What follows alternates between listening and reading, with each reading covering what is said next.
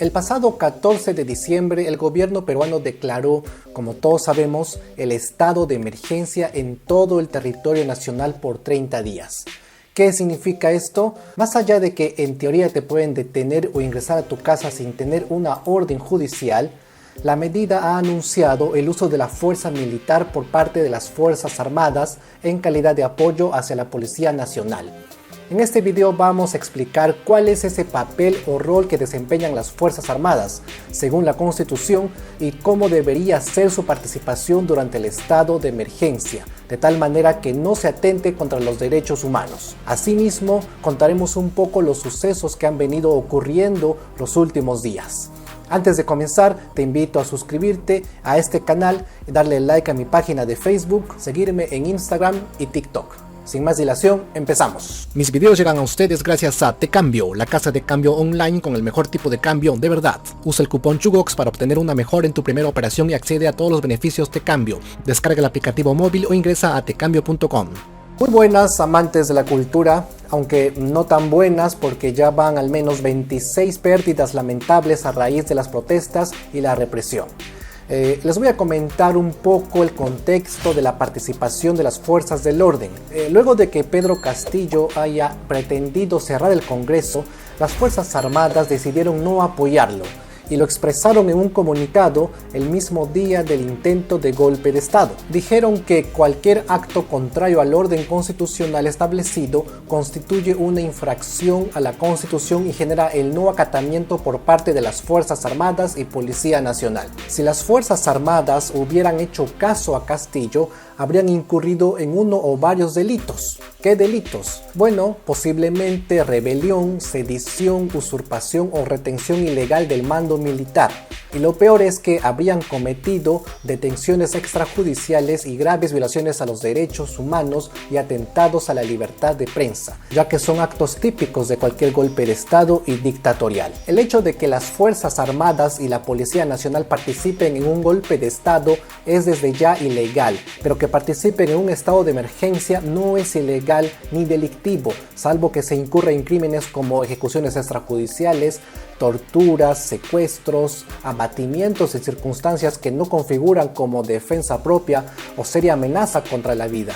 O sea, estamos hablando de atentados contra los derechos humanos. En caso se cometan estos delitos, quedan deslegitimadas las acciones de las fuerzas del orden, las cuales están para respetar y defender el orden constitucional, el Estado de Derecho, así como la vida de las personas.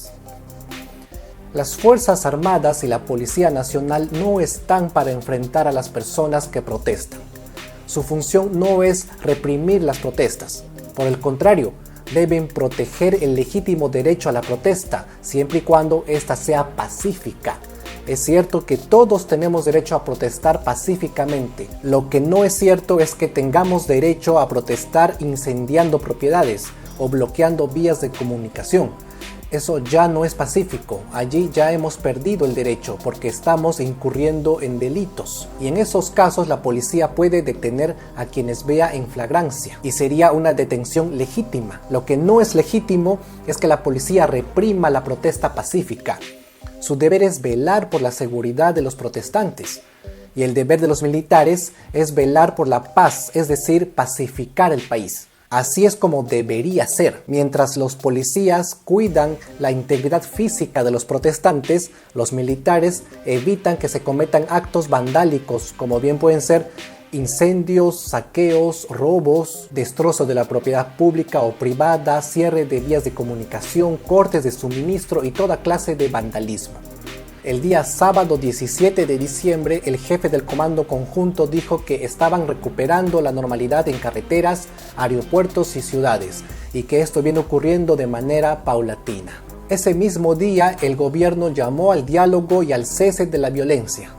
Hubo una sesión del Consejo de Estado liderado por Dina Boluarte, en donde se pudo verificar que se estaba restableciendo el orden en determinadas zonas. Esto se supo a partir de un diagnóstico del Ministerio del Interior. Se hizo hincapié en que la ciudadanía tiene derecho a plantear sus reivindicaciones, pero únicamente mediante el diálogo con sus autoridades y no mediante acciones vandálicas de ciertos grupos, no de todos lógicamente. ¿Qué dijo Dina Boluarte el domingo 18 de diciembre? Lanzó un mensaje pidiendo el diálogo y la paz. Habló algunas frases en quechua reclamando por qué se ensañan con ella y por qué le piden su renuncia. Hermana y hermano, turay panay. Dijo que su renuncia no solucionaría nada. De esta forma, Dina se aferra al cargo a la espera que el Congreso acepte de una vez por todas el adelanto de elecciones. Hay que señalar aquí que si Dina Boluarte renunciase, quien accede al poder es el presidente del Congreso, el señor José William Zapata. Si la gente en las calles está pidiendo la renuncia de Boluarte, entonces indirectamente están pidiendo que suba al poder William Zapata, quien es del partido Avanza País. Él estaría en el poder hasta que se den las próximas elecciones. Solo así se irían todos, el Congreso y el Ejecutivo. Las elecciones muy bien podrían ser el próximo año, pero así como vemos la situación, ya no queda más tiempo y tendría que postergarse hasta el 2024. La propuesta de Boluarte es hacer un adelanto de elecciones, lo cual implica una reforma constitucional con referéndum, lo cual conlleva a un gasto público adicional y por supuesto que no podríamos tener presidente nuevo el 2023, sino ya el 2024. Mientras llegan las nuevas elecciones, ¿a quién prefieren de presidente? ¿A Dina Boluarte o a William Zapata? Si se pudiera cerrar el Congreso ahorita mismo, cosa constitucionalmente imposible, ¿quién debería gobernar hasta las nuevas elecciones? No existe consenso sobre todos estos temas entre los mismos manifestantes. Mientras tanto, el Ministerio de Defensa ha venido comunicando que ha logrado desbloquear varias vías de comunicación, así como los aeropuertos de Arequipa, Cusco y Juliaca. Por su parte, el Ministerio del Interior ha alertado que se están difundiendo noticias falsas, como por ejemplo que el gobierno ha decretado toque de queda de 24 horas o que un infante haya perdido la vida porque los bloqueos de la carretera impidieron su llegada a un hospital de Lima. Esas noticias son falsas. Hay que cuestionar siempre todo lo que veamos, así sea de fuentes oficiales. La noticia del bebé fallecido fue anunciada por medios del Grupo El Comercio, pero resultó ser falsa. La Dirección Regional de Salud lo desmintió. La noticia había generado indignación hacia los manifestantes por presunta culpa en esta pérdida. Así como esta, hay muchas noticias falsas que están circulando y debemos tener cuidado con lo que compartimos, ya que hay gente malintencionada que busca generar confusión y zozobra en la población. Por ejemplo, es falso que unos francotiradores se hayan instalado en la cima de la Catedral de Ayacucho o que estas imágenes corresponden a hechos actuales cuando en realidad son del 2017. Es fácil compartir videos de hace varios años que no corresponden a la actualidad. Hacerlo cuenta como fake news, incluso cuenta como delito, tal como lo advirtió la policía mediante un comunicado el pasado sábado 17. Una noticia real, por ejemplo, es este video donde la policía se dirige a los comerciantes pidiendo que no protesten. Este sí no es fake news, sucedió realmente durante el presente estado de emergencia. Incluso la misma prensa lo difundió, aunque también ellos pueden caer en las fake news como ya dijimos antes, no están exentos. Y hablando de la prensa, hay cosas que no transmiten, como por ejemplo las marchas pacíficas. Al tú ver los noticieros, sueles ver que los medios transmiten las marchas violentas, los saqueos, los vandalismos. Eso transmiten, pero no sueles ver en la tele las marchas pacíficas, aquellas donde se reclama sin violencia. Estas marchas existen, pero nadie se entera porque no todos los medios les prestan atención. Hubo marchas pacifistas en Huancayo donde la gente pedía el cese de la violencia, venga de donde venga. También ocurrió en Lima, en Jesús María. Asimismo, se han registrado marchas contra la violencia en Huaral, Chiclayo, Amazonas, Cusco, Trujillo y Arequipa. Poco se sabe de esto porque no se informa mucho. Aquí vemos una marcha pacífica en Abancay, donde acordaron asistir con polos blancos. Esta es otra en Huánuco, donde se aprecia una banderola blanca. La gente tiene derecho a marchar pacíficamente, pero este derecho se deslegitima cuando se vulneran los derechos de los demás. Asimismo, las acciones de las fuerzas del orden pierden legitimidad cuando no respetan los derechos humanos de los protestantes. Creo que no es difícil entender esto.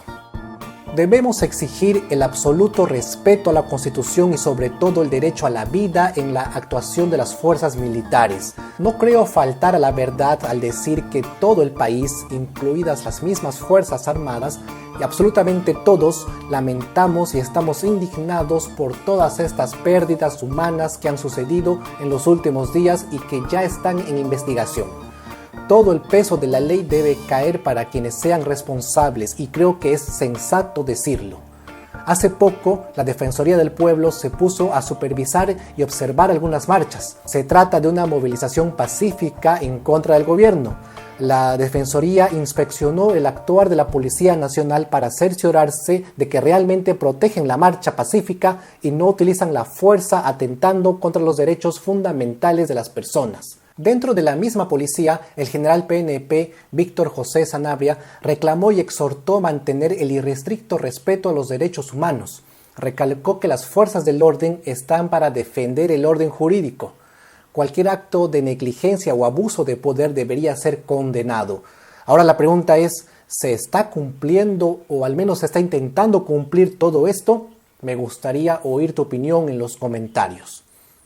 Para finalizar, les comento que el último fin de semana el Congreso rechazó el adelanto de elecciones.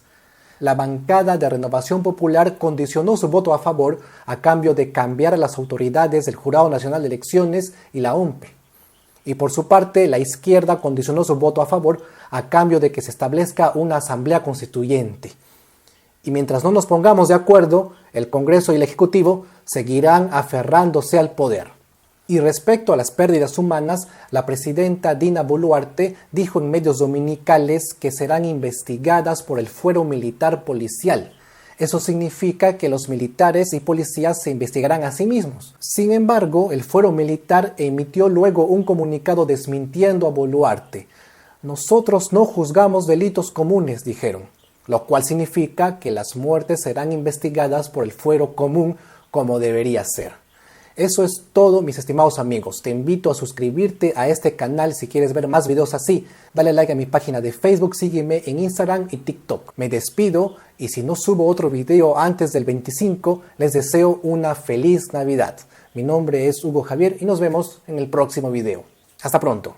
El video de hoy llegó gracias a Tecambio, casa de cambio online con el mejor tipo de cambio de verdad. Utiliza el cupón CHUGOX para ahorrar en tu primera operación y accede al programa de beneficios Tecambio, donde encontrarás descuentos exclusivos en las mejores marcas. Descarga el aplicativo móvil o ingresa a tecambio.com.